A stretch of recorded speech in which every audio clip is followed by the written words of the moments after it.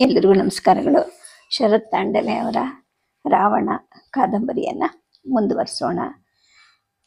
ಲಂಕಾಧಿಪತಿಯಾದಂತಹ ರಾವಣ ಸುತ್ತಮುತ್ತ ಇರೋ ಅನೇಕ ದ್ವೀಪಗಳನ್ನು ವಶಪಡಿಸ್ಕೊಳ್ತಾನೆ. ಅನೇಕ ಬುಡಕಟ್ಟಿನ ಜನಾಂಗದವರನ್ನು ತನ್ನ ರಾಕ್ಷಸ ಸಮೂಹಕ್ಕೆ ಸೇರಿಸ್ಕೊಳ್ತಾ ಹೋಗ್ತಾನೆ. ಹಾಗೆಯೇ ಪಶ್ಚಿಮದ ಕುಶದ್ವೀಪಕ್ಕೆ ಹೋದಾಗ ಅಲ್ಲಿ ಕಪ್ಪು ಚರ್ಮದ ಪುರುಷರು ಇದ್ದವರು ಅವ್ರನ್ನೆಲ್ಲರನ್ನು ಸೇರಿಸ್ಕೊತ ಹೋಗ್ತಾನೆ. ಈ ಜನ ಬಹಳ ಧೀರರು, ಶೂರರು ಆಗಿರ್ತಾರೆ.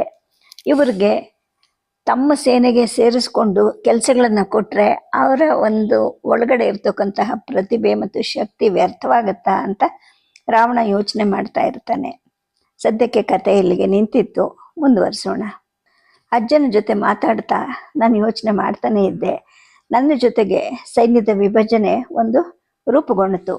ನಾನು ಅಜ್ಜನ ಹತ್ರ ಹೋಗಿ ಹೇಳಿದೆ, ಅಜ್ಜ, ನಾವು ಈ ಜನರನ್ನ ಬರೀ ದುಡಿಮೆಗೋಸ್ಕರ ಮಾತ್ರ ತಗೊಂಡು ಹೋಗಬಾರ್ದು. ಅಸುರ ಸಾಮ್ರಾಜ್ಯದ ಪ್ರಜೆಗಳನ್ನಾಗಿ ಇವರನ್ನ ನಮ್ಮ ಹತ್ರಕ್ಕೆ ಕರ್ಕೊಂಡು ಹೋಗ್ಬೇಕು. ನಾವು ರಾಕ್ಷಸ ಸೈನ್ಯದಲ್ಲಿ ಇವರನ್ನ ಸೇರಿಸ್ಬೇಕು. ಇವ್ರಿಗೆ ಹೆದರಿಕೆ ಹಾಕಬಾರ್ದು. ನಾವು ಆರ್ಯರ ಹೃದಯದಲ್ಲಿ ಅವು ಭಯವನ್ನು ಉಂಟು ಮಾಡುತ್ತೆ. ಹಾಗೆಯೇ ತರಬೇತಿ ಇಲ್ಲದೆ ಇರುವಂತಹ ದುರ್ಬಲ ಜನರ ಮೇಲೆ ನಾವು ನಮ್ಮ ಸಾಮ್ರಾಜ್ಯವನ್ನು ಕಟ್ಟೋಕ್ಕೆ ಸಾಧ್ಯ ಇಲ್ಲ ಅಂತ ಹೇಳಿದೆ. ಅಜ್ಜ ನನ್ನ ಮಾತನ್ನು ಒಪ್ಪಿದ್ರು. ಅವರು ಅವರ ನಾಯಕರ ಜೊತೆಗೆ ಮಾತಾಡಿದ್ರು ಮತ್ತು ಭರವಸೆಗಳನ್ನು ಕೊಟ್ಟರು. ಆನಂತರ ಅವರನ್ನ ಅಸುರ ಸಾಮ್ರಾಜ್ಯದ ಒಂದು ಭಾಗ ಆಗಲಿಕ್ಕೆ ಆಹ್ವಾನ ಮಾಡಿದ್ರು. ಅವರುಗಳು ಕೂಡ ತಮ್ಮ ಒಪ್ಪಿಗೆಯನ್ನು ಸೂಚಿಸಿದ್ರು. ನನ್ನ ಜೊತೆಗೆ ಕೆಲವಾರು ಸೈನಿಕರನ್ನು ಕಳಿಸಿದ್ರು. ನಾವು ಆ ನಾಯಕನಿಗೆ ಚಿನ್ನ ಮತ್ತು ಬಟ್ಟೆಗಳನ್ನು ಉಡುಗೊರೆಯಾಗಿ ಕೊಟ್ಟು ಅಲ್ಲಿಂದ ಕೆಲವಾರು ಸೈನಿಕರನ್ನು ನಾವು ಸೆರೆ ಹಿಡಿದಿದ್ದಂತಹ ಹಡಗಿನಲ್ಲಿ ಕರ್ಕೊಂಡು ನಾವು ಲಂಕಾ ಕಡೆಗೆ ಪ್ರಯಾಣ ಮಾಡಿದ್ವಿ. ಇಷ್ಟೆಲ್ಲ ಆಗಸ್ಟಲ್ಲಿ ಸುಮಾರು 2 ವರ್ಷಗಳೇ ಕಳೆದಿತ್ತು. ಇಷ್ಟರಲ್ಲಿ ನಾವು ಅಂಗದ್ವೀಪ, ಯುವದ್ವೀಪ, ಮಲಯ, ಶಂಖ, ಕುಶ, ವಾರಾಹ, ಆಂಧ್ರಳೆ ಈ ಥರ ಅನೇಕ ದ್ವೀಪಗಳನ್ನು ವಶಪಡಿಸಿಕೊಂಡು ರಾಜ್ಯದ ಕಡೆಗೆ ಬರ್ತಾ ಇದ್ವಿ. ಅವರುಗಳ ಜೊತೆಗೇನೆ ನಮ್ಮ ಸಾಮ್ರಾಜ್ಯದ ಖಜಾನೆ ತುಂಬಿ ತುಳುಕ್ತಿತ್ತು. ನಾನು ವರ್ಷಗಳ ನಂತರ ಲಂಕೆಗೆ ಮರಳುತ್ತಾ ಇದ್ದೆ. ಆ ಸಮಯದಲ್ಲಿ ವಿಭೀಷಣ ಆಡಳಿತವನ್ನು ಸಮರ್ಥವಾಗಿ ನಿರ್ವಹಿಸಿದ್ದ. ನಾವು ಸಂಗ್ರಹಿಸಿದ್ದಂತಹ ಸಂಪತ್ತನ್ನು ಅಂದಾಜು ಮಾಡಲಿಕ್ಕೂ ಕೂಡ ವಿಭೀಷಣ ಮತ್ತು ಅಜ್ಜ ಹಲವಾರು ದಿನಗಳನ್ನು ತಗೊಂಡ್ರು. ನಮ್ಮ ಯಶಸ್ಸಿನಿಂದಾಗಿ ಜನರಿಗೂ ಕೂಡ ತುಂಬ ಸಂತೋಷವಾಗಿತ್ತು. ಈ ದಂಡಯಾತ್ರೆಯ ಪ್ರಮುಖ ಭಾಗವಾಗಿದ್ದಂತಹ ಎಲ್ಲ ಸೈನಿಕರಿಗೂ ಬಹುಮಾನಗಳನ್ನು ಕೊಟ್ಟೆ. ಆನಂತರ ನಾವು ಪಡ್ಕೊಂಡು ಬಂದಂತಹ ಸಂಪತ್ತಲ್ಲಿ ಉತ್ತಮವಾದ ಪಾಲನ್ನು ಕೊಟ್ಟೆ. ಜೊತೆಗೆ ಸಾಕಷ್ಟು ವಿಶ್ರಾಂತಿಯ ಅವಧಿಯನ್ನು ಅವರಿಗೆ ಕೊಡ್ತಾ ಹೋದೆ. ಪ್ರಹಸ್ತ, ಮಹೋದರ ಮತ್ತು ಮಹಾಪಾಶ್ವರನ್ನ ಅವರು ಮಾಡಿದ ಶೌರ್ಯಕ್ಕೋಸ್ಕರ ಗೌರವಿಸಿದ್ದು ಆಯಿತು. ಮರುದಿನ ಬೆಳಗ್ಗೆ ಅಮ್ಮ, ಕುಂಭಕರ್ಣ, ಪ್ರಹಸ್ತ ಮತ್ತು ನಾನು ನಿಕುಂಬಿಲಾ ದೇವಿಯ ದೇವಸ್ಥಾನಕ್ಕೆ ಪೂಜೆ ಸಲ್ಲಿಸೋಕ್ಕೆ ಅಂತ ಹೋದ್ವಿ. ಅಮ್ಮ, ನಾನು ಮತ್ತು ಅಜ್ಜ ಒಂದು ರಥದಲ್ಲಿ ಬರ್ತಾ ಇದ್ವಿ. ಕುಂಭ ಮತ್ತು ಪ್ರಹಸ್ತ ಕುದುರೆ ಮೇಲೆ ಸವಾರಿ ಮಾಡ್ಕೊಂಡು ಬಂದರು. ಆಗ ಅಜ್ಜ ಹೇಳಿದ್ರು, ಮಗು, ನಿನಗೀಗ ಅಧಿಕೃತವಾಗಿ ಪಟ್ಟಾಭಿಷೇಕ ಮಾಡಬೇಕು, ಇಲ್ಲ ಅಂದರೆ ಆರ್ಯಾವರ್ತದ ರಾಜರುಗಳು ನಿನ್ನ ಅಧಿಕಾರವನ್ನು ಗುರುತಿಸೋದಿಲ್ಲ ಅಂತ ಹೇಳಿದ್ರು. ಯಾವಾಗ ಮಾಡಬೇಕು ಅಜ್ಜ ಅಂತ ನಾನು ಕೇಳಿದೆ. ನೀನು ಮೊದಲು ಮದುವೆ ಆಗಬೇಕು ಅಂತ ಅಜ್ಜ ಹೇಳಿದ್ರು. ಈ ಮಾತನ್ನು ಕೇಳಿ ಅಮ್ಮಂಗೆ ತುಂಬ ಸಂತೋಷ ಆಯಿತು. ಆದರೆ ನನಗೆ ಈ ಸಲಹೆಯಿಂದ ಅಸಮಾಧಾನ ಆಯಿತು. ಯಾಕೆ, ಕಿರೀಟ ಧಾರಣೆ ಮಾಡ್ಕೋಬೇಕು ಅಂದರೆ ಮದುವೆ ಆಗಬೇಕಾ ಅಂತ ನಾನು ಕೇಳಿದೆ. ಹೌದು ಮಗು, ಕೆಲವು ಸಂಪ್ರದಾಯಗಳನ್ನು ಮುರಿಲಿಕ್ಕೆ ಸಾಧ್ಯ ಇಲ್ಲ. ನಾವು ರಾಜಸೂಯ ಯಜ್ಞ ಅಥವಾ ವರುಣಾಸ್ತವ ಆಚರಣೆಗಳನ್ನು ಮಾಡಿಸ್ಬೇಕಾಗತ್ತೆ ಅಂತ ಅಜ್ಜ ಹೇಳಿದ್ರು. ಆದರೆ ನಂಗೆ ಮದುವೆ ಇಷ್ಟ ಇಲ್ಲ ಅಂತ ನಾನು ಕಿರಿಕಿರಿಯಿಂದಲೇ ಅಜ್ಜನ ಹತ್ರ ನೋಡ್ತಾ ಹೇಳಿದೆ. ಯಾಕೆ ಅಂತ ಅಮ್ಮ ಕೇಳಿದ್ಲು. ಯಾಕೆ ಅಂದರೆ ಮದುವೆ ಅನ್ನೋದು ನಾವು ಮಾಡೋ ಸಾಧನೆಗಳಲ್ಲಿ ಅಡೆತಡೆಗಳನ್ನು ತರುತ್ತೆ ಅಂತ ನಾನು ಹೇಳಿದೆ. ಆಗ ಅಮ್ಮ ಹೇಳಿದ್ಲು, ನಿನ್ನ ಮಾತೆ ನಿಜ ಆಗಿದ್ದಿದ್ರೆ ಮಹಾದೇವ ಕೂಡ ಮದುವೆ ಆಗಬಾರ್ದಾಗಿತ್ತು. ಆದರೆ ಮಹಾದೇವ ಮದುವೆ ಆಗಿದ್ದಾನಲ್ವಾ. ನಾವು ಈ ಬಗ್ಗೆ ಯಾವುದೇ ವಾದವನ್ನು ಮಾಡ್ತಾ ಇಲ್ಲ. ನೀನು ಮದುವೆ ಆಗಲೇಬೇಕು ಅಂಥೇಳಿ ತಂದೆ ಕಡೆ ತಿರುಗಿ ನೋಡಿ ಅಮ್ಮ ಹೇಳಿದ್ಲು, ಅವನನ್ನು ಮದುವೆ ಆಗೋಕ್ಕೆ ಒಬ್ಬ ಸುಂದರವಾದ ಹುಡುಗಿಯನ್ನು ಹುಡುಕಿ ಅಪ್ಪ ಅಂತ ತನ್ನ ತಂದೆಗೆ ಹೇಳಿದ್ಲು. ಅಜ್ಜ ಅವಳ ಮಾತಿಗೆ ಮುಗುಳ್ನಕ್ಕ. ನನಗೂ ಯೋಚನೆ ಪ್ರಾರಂಭ ಆಯಿತು. ಮದುವೆ ಆಲೋಚನೆಯಿಂದ ನನಗೆ ಸ್ವಲ್ಪ ನಡುಕ ಉಂಟಾಯಿತು. ಸ್ವಲ್ಪ ಹೊತ್ತಿಗೆ ನಾವು ನಿಕುಂಬಿಲಾ ದೇವಸ್ಥಾನವನ್ನು ತಲುಪಿದ್ವಿ. ಅಮ್ಮ ರಥದಿಂದ ಹೇಳಿದ್ಲು, ಕುಂಭಕರ್ಣನ ಸಹಾಯದಿಂದ ನಿಧಾನವಾಗಿ ನಡ್ಕೊಂಡು ದೇವಸ್ಥಾನದ ಕಡೆಗೆ ಹೊರಟ್ಲು. ನಾನೀಗ ಅಜ್ಜನನ್ನ ಕೇಳಿದೆ, ಅಜ್ಜ, ನೀನು ಯಾಕೆ ಮದುವೆ ಆಲೋಚನೆಯನ್ನ ನಮ್ಮ ಅಮ್ಮನ ಮನಸ್ಸಿನಿಗೆ ತರ್ತಾ ಇದೀಯಾ? ನೀನು ಅದನ್ನು ಬಿಟ್ಟು ಬಿಡು ಅಂತ ಹೇಳಿದೆ. ಅರೆ, ಏನಾಯಿತು? ನಾನೇ ಅವಳಿಗೆ ಇದನ್ನು ಸೂಚಿಸಿದ್ದು. ಈಗ ನಾನೇ ನನ್ನ ನಿಲುವಿನಿಂದ ಹೇಗೆ ಹಿಂದಕ್ಕೆ ಬರೋಕ್ಕಾಗತ್ತೆ ಅಂತ ಅಜ್ಜನಕ್ಕ. ನನಗೆ ಆಶ್ಚರ್ಯ ಆಯಿತು. ಯಾಕೆ ಅಜ್ಜ ನೀನು ಹೀಗೆ ಮಾಡ್ತಾ ಇದೀಯಾ ಅಂತ ಕೇಳಿದೆ. ನೋಡು ದಶಗ್ರೀವ, ಮದುವೆ ಅನ್ನೋದು ಸಾಧನೆಗಳಿಗೆ ಅಡ್ಡಿ ಆಗೋದೇ ಇಲ್ಲ. ಅದು ಹೊಸ ಜನರನ್ನ ನಿನ್ನ ಕುಟುಂಬಕ್ಕೆ ಸಂಪರ್ಕಿಸುತ್ತೆ. ಹೊಸ ಸಂಬಂಧಗಳಿಂದ ನಿನ್ನ ಶಕ್ತಿನೂ ದ್ವಿಗುಣವಾಗುತ್ತೆ. ಸಾಮ್ರಾಜ್ಯವು ನಿನ್ನೆ ಮತ್ತು ಇವತ್ತು ಒಂದೇ ರೀತಿ ಇರೋದಿಲ್ಲ. ನಿನ್ನ ಮತ್ತು ನಿನ್ನ ಒಡ ಹುಟ್ಟಿದವರ ಮದುವೆಗಳಿಂದ ಅದು ಇನ್ನಷ್ಟು ಬೆಳೀತಾ ಹೋಗುತ್ತೆ. ಪ್ರಹಸ್ತ, ಧೂಮ್ರಾಕ್ಷ ಮತ್ತು ಅಳಿಯಂದ್ರು ಇವರುಗಳು ಕೂಡ ನಮ್ಮ ಉದ್ದೇಶಕ್ಕೆ ಸೇರ್ಕೊಂಡಿದ್ದಾರೆ. ಅದು ಇಷ್ಟು ಕಡಿಮೆ ಸಮಯದಲ್ಲಿ ನೀನು ಇದೆಲ್ಲ ಮರೆತು ಬಿಟ್ಟಿದ್ಯಾ ಅನ್ಸುತ್ತೆ. ಹಾಗಾಗಿ ಮದುವೆ ಮಾಡ್ಕೊಳ್ಳೋದ್ರಿಂದ ನಮ್ಮ ಸೈನ್ಯ ದ್ವಿಗುಣ ಆಗತ್ತೆ ವಿನ ನಮ್ಮ ಶಕ್ತಿನೂ ದ್ವಿಗುಣ ಆಗತ್ತೆ. ನೀನು ಇದೆಲ್ಲ ಮರೆತು ಬಿಟ್ಟಿದ್ಯಾ ಅಂತ ಅಜ್ಜ ನಗುತ್ತಾನೆ ಹೇಳಿದ್ರು. ಅಜ್ಜ ಹೇಳಿದ್ ಏನು ಅಂತ ನಾನು ಯೋಚನೆ ಮಾಡ್ತಾನೆ ಇದ್ದೆ. ಅಷ್ಟರಲ್ಲಾಗಲೇ ನಾವು ದೇವಾಲಯದ ಗರ್ಭಗುಡಿ ಹತ್ರ ಇದ್ವಿ. ಅಮ್ಮ, ನನಗೆ ಶಕ್ತಿಯನ್ನು ಕರುಣಿಸು ಅಂತ ನಾನು ಹೇಳ್ಕೊತಾನೆ ದೇವಿಗೆ ನಮಸ್ಕಾರ ಮಾಡಿದೆ. ಅಮ್ಮ ಮತ್ತು ಅಜ್ಜ ಧಾರ್ಮಿಕ ಪ್ರಾರ್ಥನೆಗಳನ್ನು ಪ್ರಾರಂಭ ಮಾಡ್ತಾ ಇದ್ರು. ನಾನು ಹೊರಗಡೆಗೆ ಬಂದೆ. ಹೊರಗಡೆ ಮಾವ ಪ್ರಹಸ್ತ ನಿಂತಿದ್ದ. ನಾನು ಹೇಳಿದೆ, ಮಾವ, ವೈವಾಹಿಕ ಜೀವನದ ಬಗ್ಗೆ ನಿನ್ನ ಅಭಿಪ್ರಾಯ ಏನು ಅಂತ. ಆತನ ಮುಗುಳ್ನಕ್ಕ. ನೀನು ಅದನ್ನು ಪೂರ್ಣವಾಗಿ ಆನಂದಿಸಿದ್ರೆ ನಿನಗೆ ಸಂತೋಷವೂ ಸಿಗುತ್ತೆ. ಜೊತೆಗೆ ನೀನು ನಿನ್ನ ಮರಣದವರೆಗೂ ಹೊರಬೇಕಾದಂತಹ ಹೊರೆಯನ್ನು ಕೂಡ ಇಳಿಸ್ದಂಗಾಗತ್ತೆ ಅಂದ. ನನಗೆ ಅವನು ಹೇಳಿದ ಮಾತು ಏನು ಅಂತ ಸರಿಯಾಗಿ ಅರ್ಥ ಆಗಲಿಲ್ಲ. ಅಷ್ಟರಲ್ಲಿ ಅವನು ಮತ್ತೆ ಹೇಳ್ದ, ನಿನ್ನ ಮದುವೆ ಬಗ್ಗೆ ನೀನು ಏನು ಯೋಚನೆ ಮಾಡಿದೆ ಅಂತ. ಅಂದರೆ ನನ್ನ ಮದುವೆ ಆಗೋದ್ರ ಬಗ್ಗೆ ಇವನಿಗೂ ಗೊತ್ತಾ ಅಂತ ನನಗನ್ನಿಸ್ತು. ಇಲ್ಲ ಮಾವ, ನಾನು ಇನ್ನೂ ಏನು ಯೋಚನೆ ಮಾಡಿಲ್ಲ ಅಂತಲೇ ಹೇಳಿದೆ. ಅಷ್ಟರಲ್ಲಿ ನನ್ನ ದೃಷ್ಟಿ ದೇವಾಲಯದ ಕಡೆಗೆ ಹೊರಡ್ತು. ಮಾವ, ಈ ದೇವಾಲಯ ಎಷ್ಟು ದುಸ್ಥಿತಿಯಲ್ಲಿದೆ ನೋಡು. ನವೀಕರಣ ಕಾರ್ಯಗಳನ್ನು ತಕ್ಷಣ ಪ್ರಾರಂಭಿಸೋಕ್ಕೆ ಹೇಳು. ಅಜ್ಜನಿಗೆ ಈ ದೇವಿ ಮೇಲೆ ನಂಬಿಕೆ ಇದೆ. ನಾವು ಮುಂದೆ ಇಲ್ಲಿಗೆ ಬರೋ ಹೊತ್ತಿಗೆ ಈ ದೇವಾಲಯ ನವೀಕರಿಸಲ್ಪಟ್ಟಿರಬೇಕು ಅಂತಲೂ ಹೇಳಿದೆ. ಆತ ನನ್ನ ಮಾತಿಗೆ ಒಪ್ಪಿ ತಲೆ ಆಡಿಸ್ದ. ಆಚರಣೆಗಳೆಲ್ಲ ಮುಗೀತು. ಆನಂತರ ಮದುವೆ ಬಗ್ಗೆ ಯಾವುದೇ ಒಂದು ಮಾತಾಡದೆ ನಾವುಗಳು ಅರಮನೆ ಕಡೆಗೆ ಹಿಂತಿರುಗಿದ್ವಿ. ಆದರೆ ಆ ಆಲೋಚನೆ ಮಾತ್ರ ನನ್ನನ್ನು ಬಿಡಲಿಲ್ಲ. ಅಜ್ಜ ತನ್ನ ಕೋಣೆ ಕಡೆ ನಡೀತಿದ್ದಂಗೆ ನಾನು ಮತ್ತೆ ಅಜ್ಜನ ಹತ್ರ ಹೋದೆ. ಅಜ್ಜ, ನಾನು ಮದುವೆ ಆಗೋಕ್ಕೆ ಸಿದ್ಧ ಇದ್ದೀನಿ ಅಂತ ಹೇಳಿದೆ. ಅವನ ಮುಖದಲ್ಲಿ ಈಗ ನಗು ಮೂಡ್ಕೊಳ್ತು. ಅವನು ನನ್ನನ್ನು ಅಪ್ಪಿಕೊಂಡ ಹೇಳ್ದ. ನಾನು ಮತ್ತೆ ಹೇಳಿದೆ, ಅಜ್ಜ, ನಾನು ಮದುವೆ ಆಗ್ತೀನಿ. ಆದರೆ ನನ್ನ ಜೊತೆಗೇನೆ ಕುಂಭ, ಮಹಾಪಾಶ್ವ, ಶೂರ್ಪ, ವಿಭೀಷಣ, ಮಹೋದರ ಇವರ ವಿವಾಹ ನಿಶ್ಚಿತಾರ್ಥನೂ ಆಗಬೇಕು. ಆ ನಿಶ್ಚಿತಾರ್ಥವನ್ನು ದೈತ್ಯರು, ದಾನವರು, ಗಂಧರ್ವರು ಅಥವಾ ವಿವಿಧ ಬುಡಕಟ್ಟುಗಳ ರಾಜಕುಮಾರಿಯರ ಜೊತೆನೆ ಮಾಡಬೇಕು.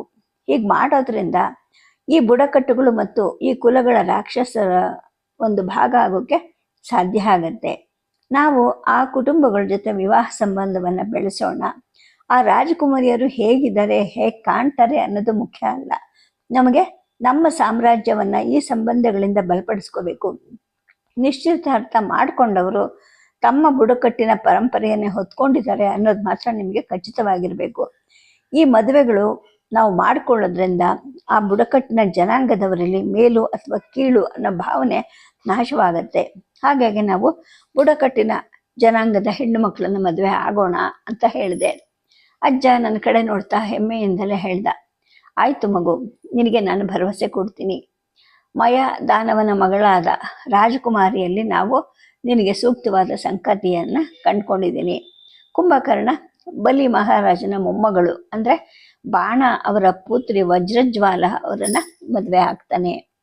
ಇನ್ನು ವಿಭೀಷಣ ಗಂಧರ್ವ ವ್ಯಾಪಾರಿಯಾದ ಶೈಲೂಷನ ಮಗಳಾದ ಸುರ್ಮಾಳನ್ನು ಮದುವೆ ಆಗ್ತಾನೆ.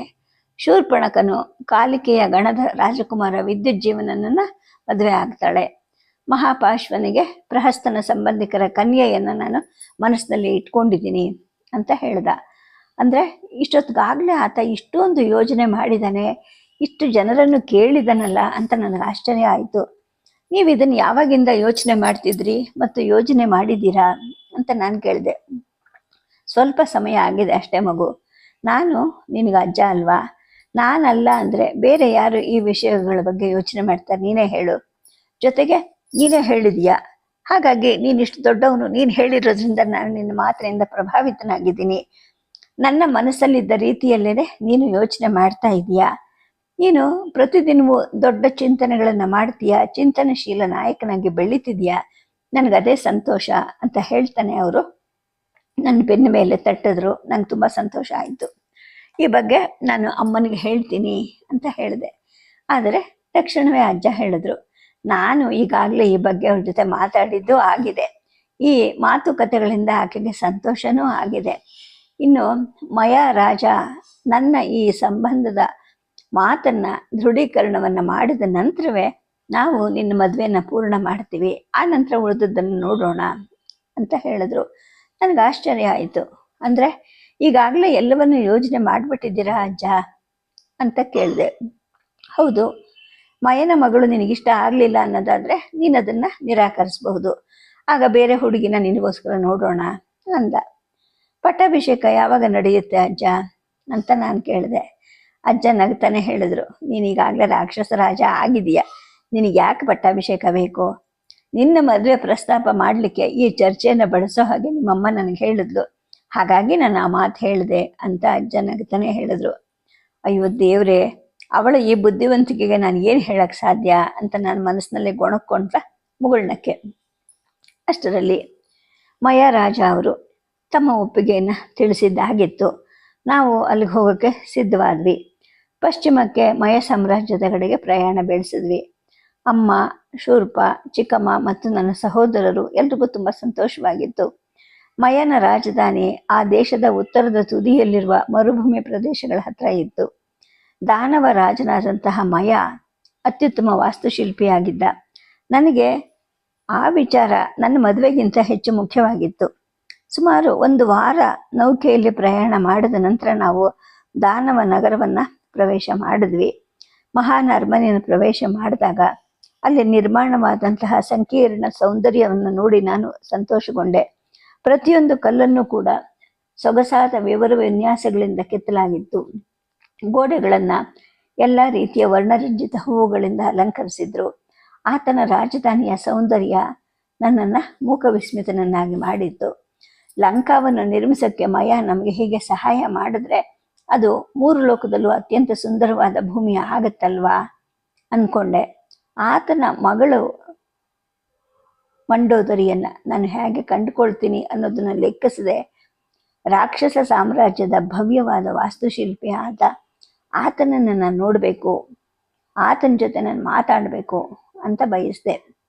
ಜೊತೆಗೆ ಇಷ್ಟೆಲ್ಲದ್ರ ಜೊತೆಗೆ ನಾನು ಈಗಾಗಲೇ ನನ್ನ ಮದುವೆಗೆ ಒಪ್ಪಿಗೆಯನ್ನು ಹೇಳೇ ಬಿಡೋದು ಅಂತಲೂ ಉತ್ಸುಕನಾಗಿದ್ದೆ. ಏಕೆಂದರೆ ನನಗೀಗ ಮಯನ ಸ್ನೇಹ ಸೌಖ್ಯ ಮುಖ್ಯವಾಗಿತ್ತೆ ವಿನಃ ನನ್ನ ಮದುವೆ ಅಲ್ಲ. ನಾನು ಈ ಮಾತನ್ನು ತಿಳಿಸ್ಲಿಕ್ಕೆ ಹೋದೆ. ಅಜ್ಜ ಅಮ್ಮ ಇಬ್ಬರು ತೋಟದಲ್ಲಿ ಮಾತಾಡ್ತಾ ಕೂತಿದ್ರು. ನಾನು ಹೇಳಿದೆ, ಅಮ್ಮ ಮತ್ತು ಕುಂಭಕರ್ಣ ಇಬ್ಬರು ಕೇಳಿ, ಈ ಮಯ ರಾಜ ಅವರು ಜಗತ್ತಿನಲ್ಲೇ ಮಹಾನ್ ವಾಸ್ತುಶಿಲ್ಪಿಯಾಗಿ ಕಾಣ್ತಾ ಇದ್ದಾರಲ್ವಾ ಅಂತ. ಆಗ ಅವನು ಹೇಳ್ದ, ಹೌದು, ಆದರೆ ನನಗನ್ಸೋದು ಆತನಿಗಿಂತ ಆತನ ಕೈ ಕೆಳಗಿರೋ ಕೆಲಸಗಾರರೇ ಪ್ರತಿಭಾವಂತರು ಅನಿಸುತ್ತೆ ಅಂತ ಅವನು ಹೇಳ್ದ. ಆಗ ನನಗನ್ನಿಸ್ತು, ಇದೇನಿದೆ ಹೀಗೆ ಹೇಳ್ತಾ ಇದೆಯಾ? ಯುದ್ಧಗಳನ್ನು ಗೆದ್ದಾಗ ರಾಜನ್ ತಾನೇ ಹೊಗಳ್ತಾರೆ, ಸೈನಿಕರನ್ನಲ್ಲ ಅಲ್ವಾ? ಕೆಲವು ಕೆಲಸವನ್ನು ಮಾಡೋನಿಗಿಂತ ಅವನನ್ನು ಕೆಲಸಕ್ಕೆ ನೇಮಿಸಿದವನು ಅಂದರೆ ಆ ಕೆಲಸವನ್ನು ಮಾಡೋನೇ ಮುಖ್ಯ ಆಗ್ತಾನಲ್ವ. ಹಾಗೆ ಇಲ್ಲಿ ಮಯನ ಒಂದು ನಿರ್ಧಾರ ಮುಖ್ಯ ಆಗುತ್ತೆ ವಿನ ಅವನ ಕೈ ಕೆಳಗಡೆ ಇರೋ ಕಾರ್ಮಿಕರದಲ್ಲ ಅಲ್ವಾ ಅಂತ ನನಗನ್ನಿಸ್ತಾ ಹೋಯಿತು. ವಸ್ತುಗಳಿಂದ ವಸ್ತು ವಿನ್ಯಾಸದವರೆಗೂ ಎಲ್ಲ ಭಾಗಗಳನ್ನು ಸಹಕರಿಸೋದು ಮತ್ತು ಒಟ್ಟುಗೂಡಿಸೋದು ಅತ್ಯಂತ ಮುಖ್ಯ ಕೆಲಸ. ಇದು ಒಂದು ದೊಡ್ಡ ಯೋಜನೆ ಆಗೋಕ್ಕೆ ಬೇಕೇ ಬೇಕು. ಈ ವಿಷಯದಲ್ಲಿ ಮಯನನ್ನು ಬಿಟ್ಟರೆ ಬೇರೆ ಯಾರು ಇಷ್ಟೊಂದು ತಿಳಿದವರಿದ್ದಾರೆ ಅಂತ ನಾನಂದೆ. ಜೊತೆಗೆ ಮತ್ತೊಂದು ಮಾತು ಸೇರಿಸಿದೆ, ನಮ್ಮ ಲಂಕೆಯ ನವೀಕರಣಕ್ಕೋಸ್ಕರ ನಾವು ಇನ್ನು ಮುಂದೆ ಬೇರೆ ಯಾರನ್ನು ಸಂಪರ್ಕಿಸೋದು ಬೇಡ, ಇದೇ ಮಯನನ್ನು ನಾವು ಕೇಳೋಣ ಅಂತ ಹೇಳಿದೆ.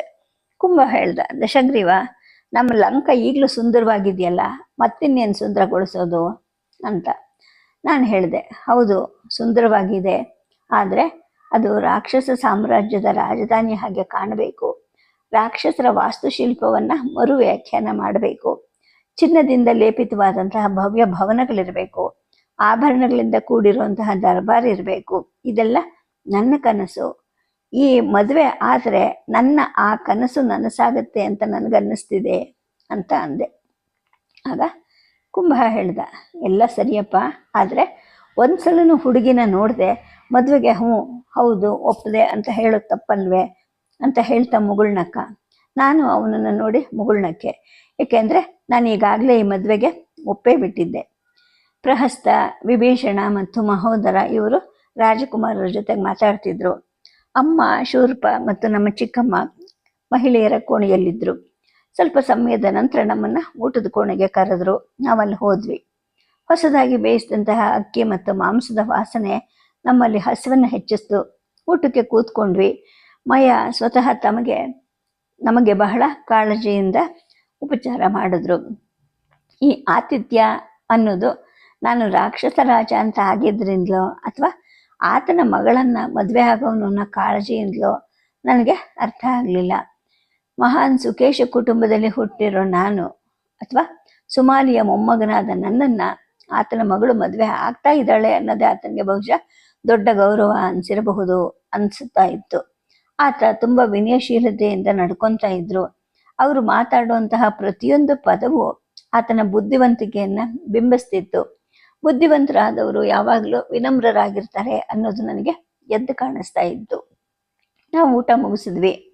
ಆ ನಂತರ ನಾನು ಕುಂಭಕರ್ಣನ ಹತ್ರ ಹೋಗಿ ಹೇಳಿದೆ, ನೋಡು, ಅವರು ಒತ್ತಾಯಿಸಿ ಬಡಿಸ್ತಾರೆ ಅಂತ ಹೇಳಿಬಿಟ್ಟು ನಿನಗೆ ಎಷ್ಟು ಹಸಿವಾಗುತ್ತೋ ಅದಕ್ಕಿಂತ ಹೆಚ್ಚು ತಿನ್ನಬೇಡ, ಹಿಡಿತ ಸಾಧಿಸು, ತುಂಬ ಊಟ ಮಾಡ್ತಾ ಕೂತ್ಕೋಬೇಡ ಅಂತ ಹೇಳಿದೆ. ಅವನು ಕೋಪಗೊಂಡವನು ಹಾಗೆ ನಟಿಸ್ದ. ಆಮೇಲೆ ಹೇಳ್ದ, ನೋಡು, ನಮ್ಗೆ ಊಟ ಬಡಿಸೋರನ್ನ ನಾವು ಯಾವತ್ತೂ ನಿರಾಸೆಗೊಳಿಸಬಾರ್ದು. ಇದು ಆಹಾರಕ್ಕೆ ಮತ್ತು ಆಹಾರ ಬಡಿಸೋರಿಗೆ ಅವಮಾನ ಆದಂಗೆ ಆಗತ್ತೆ. ನಾನು ನನ್ನ ಹೊಟ್ಟೆ ತುಂಬುವಷ್ಟು, ಜೊತೆಗೆ ನನಗೆ ಬಡಿಸೋರಿಗೆ ಸಮಾಧಾನ ಆಗೋಷ್ಟು ತಿಂತೀನಿ. ನೀನೀಗ ಹೋಗ್ಬಿಟ್ಟು ಆ ಮಹೋದರನಿಗೆ ಸಲಹೆ ಕೊಡು. ಅವನಿಗೆ ತನ್ನ ಸುತ್ತಮುತ್ತಲ ಇರೋದ್ರ ಬಗ್ಗೆ ಯಾವುದೇ ಪ್ರಜ್ಞೆ ಇಲ್ಲದೆ ಊಟ ಮಾಡ್ತಾ ಇದ್ದಾನೆ ಅಂತ ಹೇಳ್ದ. ಮಹೋದರನ ಕಡೆಗೆ ನೋಡಿದೆ. ಬಾ ಇಲ್ಲಿ ಅಂತ ಕರೆದೆ. ಅವನಿಗೆ ಬಹುಶಃ ತಾನೇನೋ ತಪ್ಪು ಮಾಡಿದ್ದೀನಿ, ಅದಕ್ಕೆ ನನ್ನ ಬೈಲಿಕ್ಕೆ ಕರೀತಿದ್ದಾನೆ ಅಂತ ಅಂದ್ಕೊಂಡೋ ಏನೋ ಗೊತ್ತಿಲ್ಲ. ಸರಸರ ಬಂದ. ಅವನ ಕೈಯಲ್ಲಿ ಮಾಂಸದ ತುಂಡಿತ್ತು. ಅದನ್ನು ನನ್ನ ಕೈಯಲ್ಲಿಟ್ಟ. ಅದನ್ನು ನೋಡಿ ಕುಂಭನಾಗ್ತಾ ಇದ್ದ. ನಾನು ಹೇಳಿದೆ, ಹೋಗು ಊಟ ಮಾಡು, ಆದರೆ ಯಾವುದನ್ನು ಅತಿ ಮಾಡಬೇಡ ಅಂತ ಸೂಚನೆ ಕೊಟ್ಟೆ. ಅತಿಯಾಗಿ ತಿನ್ನೋದು ಒಳ್ಳೆಯದಲ್ಲ, ಮತ್ತಿಲ್ಲೇ ಮಲಗಬೇಕಾಗತ್ತೆ ಅಂತ ನಾನು ಅವನಿಗೆ ಸನ್ನೆ ಮಾಡಿ ಹೇಳಿದೆ. ಊಟ ಮುಗೀತು. ಆ ನಂತರ ನಾವು ಅರಮನೆಯ ಮುಂಭಾಗದಲ್ಲಿದ್ದಂತಹ ಉದ್ಯಾನದ ಕಡೆ ಹೊರಟ್ವಿ. ಅಲ್ಲಿ ಎಲ್ಲ ಕಡೆನೂ ಅಚ್ಚುಕಟ್ಟು ಎದ್ದು ಕಾಣಿಸ್ತಿತ್ತು. ಅಲಂಕರಿಸಿದ ಒಂದು ಪೀಠದ ಮೇಲೆ ನಾವು ಕೂತ್ಕೊಂಡ್ವಿ. ಎಲ್ಲರೂ ನನ್ನ ಹತ್ರ ಮತ್ತು ನನ್ನ ಸುತ್ತಮುತ್ತ ಕೂತ್ಕೊಂಡ್ರು.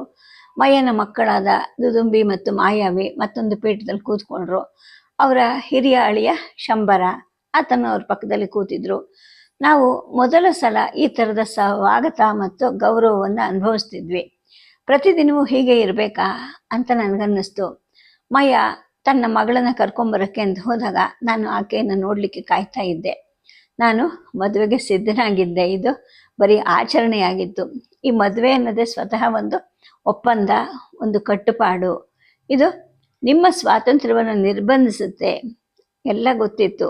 ಆದರೆ ಅಮ್ಮ ಮಾತ್ರ ತಮ್ಮ ಕುಲದ ಉತ್ತರಾಧಿಕಾರಿಯನ್ನು ಕೊಡುವಂತಹ ಆಕೆಯನ್ನು ನೋಡಲಿಕ್ಕೆ ಉತ್ಸುಕರಾಗಿದ್ದರು. ಮತ್ತು ನಾನು ಮಾತ್ರ ನನ್ನ ರಾಕ್ಷಸ ಸಾಮ್ರಾಜ್ಯವನ್ನು ಬಲಪಡಿಸುವಂತಹ ಈ ವಿದ್ಯಮಾನಕ್ಕೆ ಕಾಯ್ತಾ ಇದ್ದೆ. ಇಬ್ಬರು ಯುವತಿಯರು ಮಂಟಪದ ಕಡೆಗೆ ಬಂದರು. ಚಿನ್ನ ಮತ್ತು ಆಭರಣಗಳಿಂದ ಅಲಂಕರಿಸಲ್ಪಟ್ಟವಳು.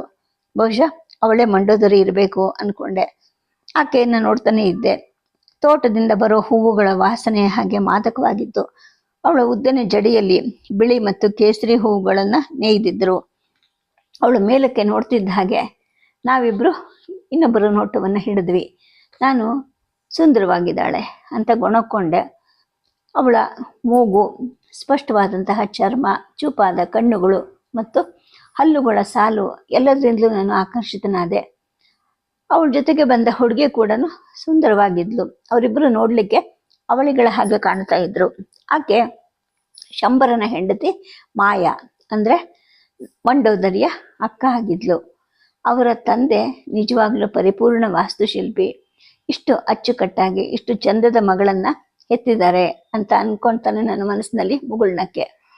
ಆಮೇಲೆ ನಾನು ಅಂದ್ಕೊಂಡೆ, ಅವಳು ನನ್ನನ್ನು ನೋಡದೆ ಮದುವೆ ಆಗೋಕ್ಕೆ ಹೊರಟಿದ್ದಾಳ, ಹಾಗೆ ನಾನು ಕೂಡ ಅವಳನ್ನು ನೋಡ್ದೇನೆ ಮದುವೆ ಆಗೋಕ್ಕೆ ಹೊರಟ್ನ. ಈಗೇನಾದರೂ ಅವಳನ್ನು ನನ್ನನ್ನು ನೋಡಿದ್ರೆ ಬಹುಶಃ ನನ್ನನ್ನು ತಿರಸ್ಕರಿಸ್ತಾಳ ಅಂತ ಒಳಗೊಳಗಡೆ ಭಯ ಆಗ್ತಿತ್ತು. ಆದಷ್ಟು ಧೈರ್ಯ ತಂದ್ಕೊಂಡು ಸರಿಯಾದ ಭಂಗಿಯಲ್ಲಿ ಕೂತ್ಕೊಂಡೆ. ಕುಂಭ ನನಗೆ ಗೊತ್ತಾಗೋ ಹಾಗೆ ಒಂದು ಹುಸಿ ಮುಗುಳ್ನಗೆಯನ್ನು ನಕ್ಕ. ಮಯ ಮಂಡೋದರಿಯನ್ನು ನನ್ನ ಎದುರಿಗೆ ಕುಳ್ಳರಿಸ್ದ. ಅವಳ ಕಾಲುಗಳನ್ನೇ ನೋಡ್ತಾ ಕೂತಿದ್ಲು. ನಾನು ಅವಳನ್ನ ನೋಡ್ತಾ ಇದ್ದೆ. ಅಜ್ಜ ಕೇಳಿದ್ರು, ನಿನ್ನ ಹೆಸರೇನು ಮಗಳೇ ಅಂತ. ನನಗನ್ನಿಸ್ತು, ಇದು ಏನು ಪ್ರಶ್ನೆ, ನಮ್ಗಾಗಲೇ ಗೊತ್ತಿದೆ ಅಲ್ವಾ ಅವಳ ಹೆಸರು ಮಂಡೋದರಿ ಅಂತ, ಮತ್ತೆ ಯಾಕೆ ಕೇಳ್ತಾ ಇದ್ದಾರೆ ಅಂತ ಅನ್ನಿಸ್ತು. ಆಗ ಆಕೆ ಹೇಳಿದ್ಲು, ಮಂಡೋದರಿ ಅಂತ.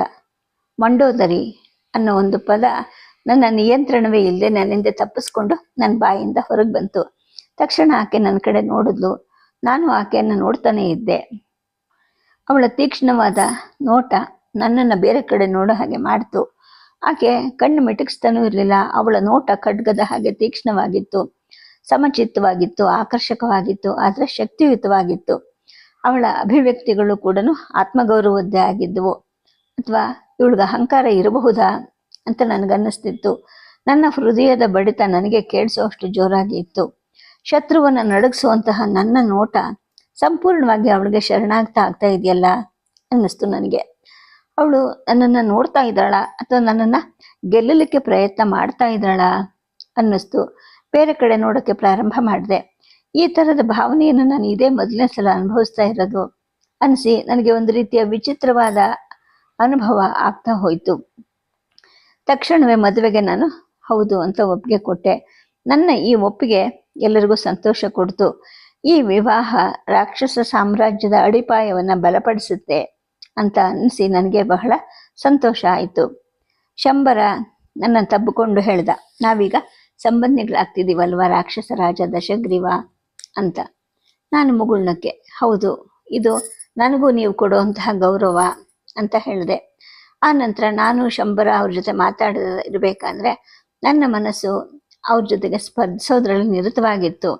ಆತನ ಸಮೃದ್ಧಿಯ ಬಗ್ಗೆ ನಾನು ಕೇಳಿದ್ದೆ. ಆತ ಮಯಾದಾನವನ ಸಮೀಪದಲ್ಲಿದ್ದವನು. ಈ ವ್ಯಕ್ತಿ ಬಗ್ಗೆ ನಾನು ಯಾಕೆ ಈ ಥರ ಅಸೂಯೆ ಪಡ್ತಾ ಇದ್ದೀನಿ, ನಾನು ಆತನಿಗಿಂತ ಶ್ರೇಷ್ಠನಾ ಅಂತ ನನ್ನನ್ನು ನಾನೇ ಕೇಳಿಕೊಂಡೆ. ಈ ಸಂಬಂಧಗಳು ಜೀವನವನ್ನು ಕಡಿಮೆ ಸ್ಪರ್ಧಾತ್ಮಕವಾಗಿ ಮಾಡುತ್ತವಾ ಅಂತ ಅನ್ನಿಸ್ತು. ಒಂದಲ್ಲ ಒಂದಿನ ನಾನು 3 ಲೋಕಕ್ಕೆ ಚಕ್ರವರ್ತಿ ಆಗೇ ಆಗ್ತೀನಿ ಅನ್ನೋ ತೀರ್ಮಾನಕ್ಕೆ ಬಂದು, ಹಾಗಾಗಿ ನಾನು ಈ ಶಂಬರನಿಗಿಂತ ಶ್ರೇಷ್ಠನೇ ಅಂತ ನನ್ನ ಮನಸ್ಸು ಹೇಳ್ತಾ ಇತ್ತು. ಆದರೆ ಈಗ ಅವನ ಕುಟುಂಬವಾಗಿ ಮಾರ್ಪಟ್ಟಿರೋದ್ರಿಂದ ನಾನು ಅವನ್ನ ಗೆಲ್ಲೋಕ್ಕೆ ಸಾಧ್ಯ ಆಗೋದಿಲ್ಲ. ಮಾಯಾ ಮತ್ತು ಮಂಡೋದರಿ ಅಂದರೆ ಅವನ ಹೆಂಡತಿ ಮತ್ತು ನನ್ನ ಹೆಂಡತಿಯಾಗೋ ಈ ಮಂಡೋದರಿ, ಇವರಿಬ್ಬರು ಪರಸ್ಪರರ ಪ್ರತಿರೂಪಗಳ ಹಾಗೆ ಇದ್ದರು. ಬಹುಶಃ ಈ ಶಂಬರ ಆಕೆಯನ್ನು ಮದುವೆ ಮಾಡ್ಕೊಳ್ಳದೆ ಇದ್ದಿದ್ರೆ ನಾನೇ ಇವರಿಬ್ಬರನ್ನ ಮದುವೆ ಮಾಡ್ಕೊಂಡ್ಬಿಡ್ತಾ ಇದ್ನಾ ಅನ್ನಿಸ್ತು ನನಗೆ. ಅಷ್ಟು ಅವರಿಬ್ಬರಲ್ಲಿ ಸಾಮ್ಯತೆ ಇತ್ತು. ಒಂದು ಕ್ಷಣ ನನ್ನ ಮನಸ್ಸು ನನಗೆ ಹೇಳ್ತಾ ಹೋಗ್ತು, ಅಲ್ಲ, ಸ್ವಲ್ಪದ ಸಮಯದ ಹಿಂದೆ ಮಾತ್ರ ನಾನು ಮದುವೆ ಮಾಡ್ಕೊಳ್ಳೋದು ಬೇಡ ಅಂತಿದ್ದವನು ಈಗ ನೋಡಿದ್ರೆ 2 ಮದುವೆಗಳ ಬಗ್ಗೆ ಯೋಚನೆ ಮಾಡ್ತಾ ಇದ್ದೀನಲ್ಲ. ಅಂದರೆ ಪ್ರತಿಯೊಂದು ಸುಂದರ ಮಹಿಳೆ ನನಗೆ ಸೇರಬೇಕು ಅಂತ ನನ್ನ ಮನಸ್ಸು ಬಯಸ್ತಾ ಇದೆಯಾ ಅಂತ ಅನ್ನಿಸ್ತು. ಮಾತುಕತೆ ನಂತರ ನನ್ನ ಕುಟುಂಬ ಮಹಾದೇವನ ದೇವಸ್ಥಾನಕ್ಕೆ ಭೇಟಿ ಮಾಡೋಕ್ಕೆ ಅಂತ ಎದ್ದು ನಿಂತ್ಕೊಂತು. ಆಗ ಮಯ ಹೇಳ್ದ, ರಾಕ್ಷಸ ರಾಜರೇ, ನಾನು ನಿಮ್ಮ ಜೊತೆಗೆ ಮಾತಾಡಬಹುದೇ ಅಂತ. ತಲೆ ಆಡಿಸ್ದೆ. ಕುಂಭ ಮತ್ತು ಇತರರು ದೇವಸ್ಥಾನದ ಕಡೆಗೆ ಹೊರಟರು.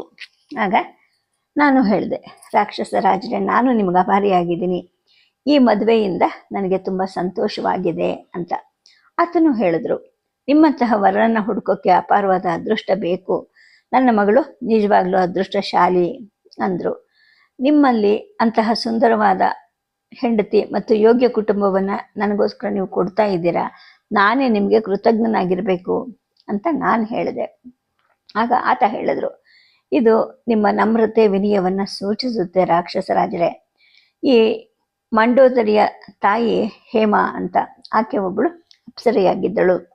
ಒಬ್ಬ ಮಹಿಳೆ ದಾನವ ಅಥವಾ ದೈತ್ಯನನ್ನ ಮದುವೆ ಆದ್ರೆ ಆಕೆ ಇಂದ್ರನಿಗೆ ಕೀಳು ವೇಶ್ಯ ಆಗ್ತಾಳೆ ಅನ್ನುವಂತಹ ಒಂದು ಅವಮಾನಕರವಾದ ಸಂಪ್ರದಾಯ ಅವರಲ್ಲಿದೆ.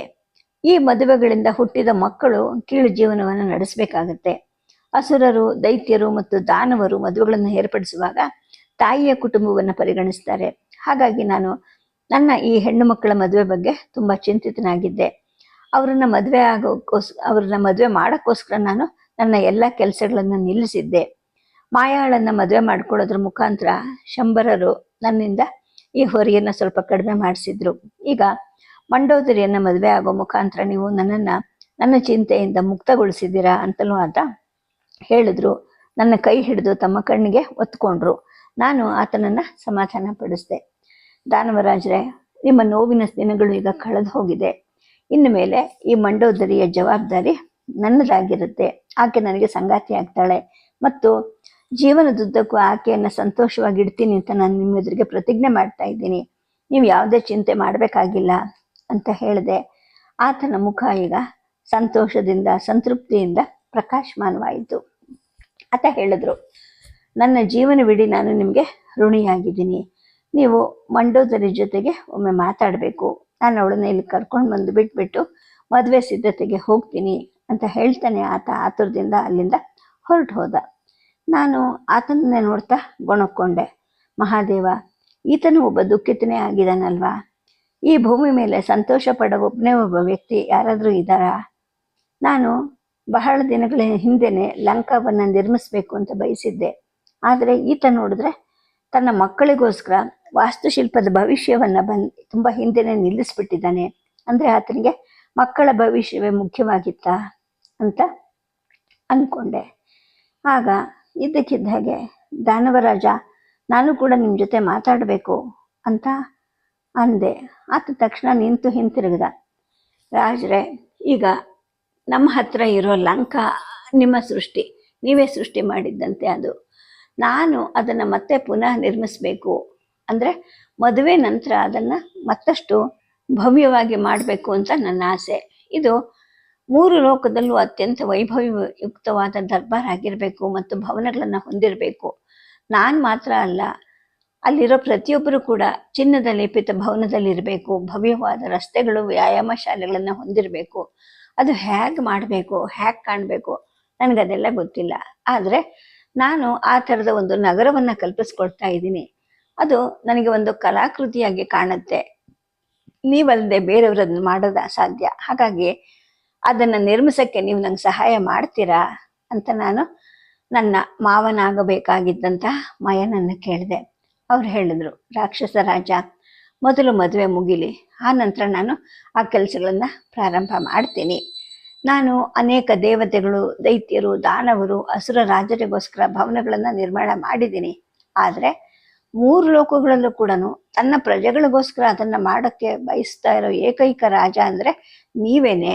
ನಿಮ್ಮ ಈ ಶ್ರೇಷ್ಠತೆಯನ್ನು ನೋಡಿ ನನಗೇನು ಹೇಳಬೇಕು ಗೊತ್ತಾಗದಾಗ ಆಗಿದೆ. ನಾನು ನಿಮಗೆ ಭರವಸೆ ಕೊಡ್ತೀನಿ. ನಾನು ನಿಮ್ಮ ಕನಸನ್ನು ನನಸು ಮಾಡ್ತೀನಿ. ಆ ಥರದ ಒಂದು ನಗರವನ್ನು ನಿರ್ಮಾಣ ಮಾಡಲಿಕ್ಕೆ ನಾನು ನಿಮಗೆ ಕೈಗೂಡಿಸ್ತೀನಿ ಅಂಥೇಳಿ ಹೇಳ್ದ. ಅಲ್ಲಿಗೆ ನನ್ನ ಆತಂಕಗಳು ಶಾಂತವಾದವು. ನಾನು ಆತನಿಗೆ ನಮಸ್ಕರಿಸಿದೆ. ದಾನವರಾಜ, ನಿನ್ನ ಆಶೀರ್ವಾದ ಸದಾ ನಮ್ಮ ಜೊತೆ ಇರಲಿ ಅಂಥೇಳಿ ನಾನು ಅವರಿಂದ ಬೀಳ್ಕೊಂಡೆ. ಸದ್ಯಕ್ಕೆ ಕಥೆಯನ್ನು ನಿಲ್ಲಿಸಿರ್ತೀನಿ. ನಮಸ್ಕಾರ.